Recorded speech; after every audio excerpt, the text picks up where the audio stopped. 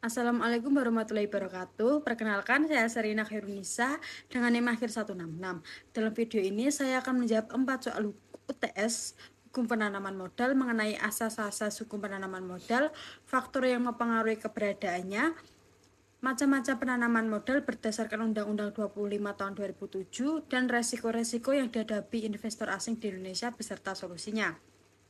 Soal yang pertama yaitu asas-asas hukum penanaman modal yang berlaku di Indonesia berdasarkan Undang-Undang 25 tahun 2007 adalah yang pertama asas kepastian hukum.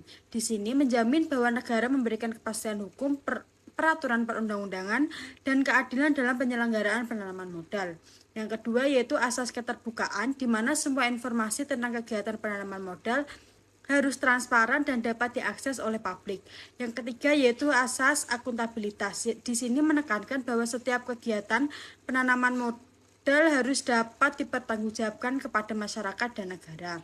Yang keempat yaitu ada asas perlakuan yang sama dan tidak membedakan asal negara, yang memastikan bahwa semua investor baik lokal maupun asing diperlakukan secara adil tanpa diskriminasi. Yang kelima yaitu asas kebersamaan. Di sini mendorong peran penanaman modal untuk berpartisipasi dalam pembangunan ekonomi melalui kemitraan dengan UMKM dan koperasi. Yang keenam yaitu asas efisiensi berkeadilan, yang mengedepankan efisiensi dalam usaha namun tetap memperhatikan aspek keadilan. Ketujuh yaitu asas berkelanjutan. Di sini menjamin bahwa investasi dilakukan dengan memperhatikan aspek berkelanjutan untuk masa depan. Yang kedelapan yaitu asas berwawasan lingkungan. Di sini mewajibkan setiap kegiatan investasi memperhatikan perlindungan lingkungan hidup. Yang kesembilan yaitu ada asas kemandirian, di sini yang mendorong pengembangan potensi dalam negeri agar dapat bersaing secara sehat di tingkat global.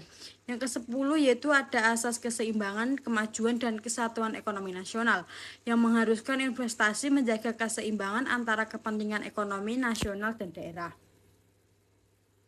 Soal yang kedua yaitu keberadaan hukum penanaman modal di Indonesia dipengaruhi oleh beberapa faktor penting dengan berbagai akibat yang signifikan. Faktor pertama yaitu globalisasi ekonomi. Integritas ekonomi global mendorong Indonesia menyesuaikan regulasi investasinya agar lebih kompetitif. Indonesia juga terikat dengan berbagai perjanjian internasional seperti AFTA, WTO, dan RCEP yang mengharuskan harmonisasi hukum. Akibatnya Indonesia mengalami keterbukaan ekonomi yang lebih besar dan harus melakukan harmonisasi hukum dengan standar internasional yang terlihat pada Undang-Undang Nomor 25 tahun 2007 sebagai upaya adaptasi terhadap penurunan global.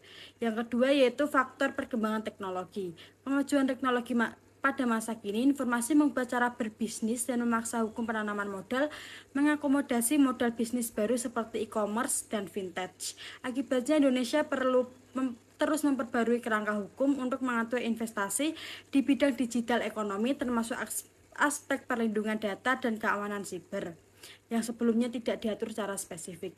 Yang ketiga yaitu kepentingan nasional, faktor kepentingan nasional dan perlindungan sumber daya.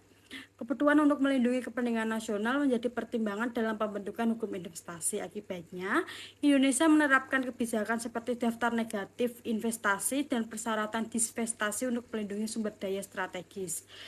Soal yang ketiga yaitu berdasarkan Undang-Undang Nomor 25 Tahun 2007 terdapat beberapa macam penanaman modal yang berlaku di Indonesia. Berikut adalah macam-macam beserta bersamaannya. Pertama, penanaman modal dalam negeri yang dilakukan oleh penanam modal dalam negeri menggunakan modal dalam negeri. Subjeknya adalah WNI, badan usahanya adalah Indonesia atau pemerintah yang menanamkan modalnya di wilayah Indonesia. Sementara itu penanaman modal asing dilakukan oleh penanam modal asing baik menggunakan modal asing sepenuhnya maupun yang berpatungan dengan penanaman modal dalam negeri.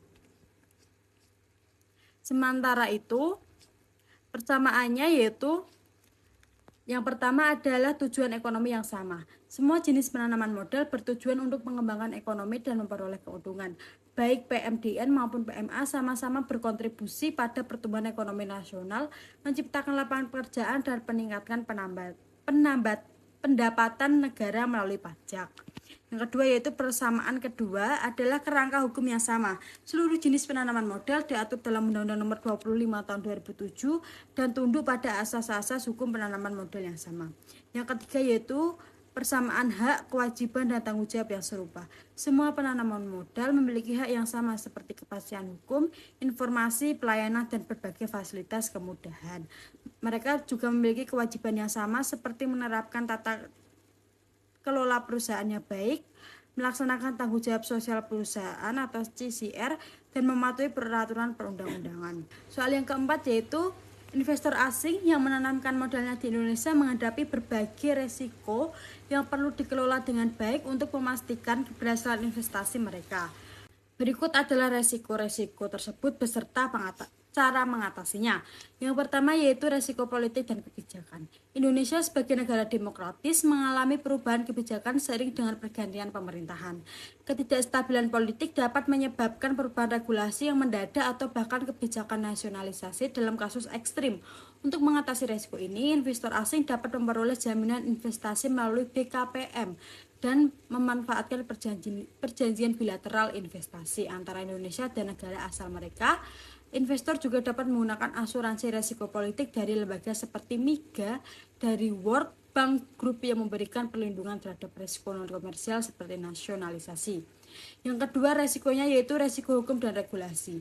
Indonesia memiliki sistem hukum yang kompleks dengan peraturan yang terkadang tumpang tindih antara pusat dan daerah.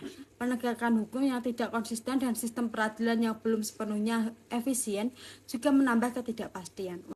Untuk mengatasi resiko ini, investor asing perlu melakukan due diligence hukum yang menyeluruh sebelum berinvestasi dan bekerja sama dengan konsultan hukum lokal yang berpengalaman. Yang ketiga yaitu resiko birokrasi dan administrasi.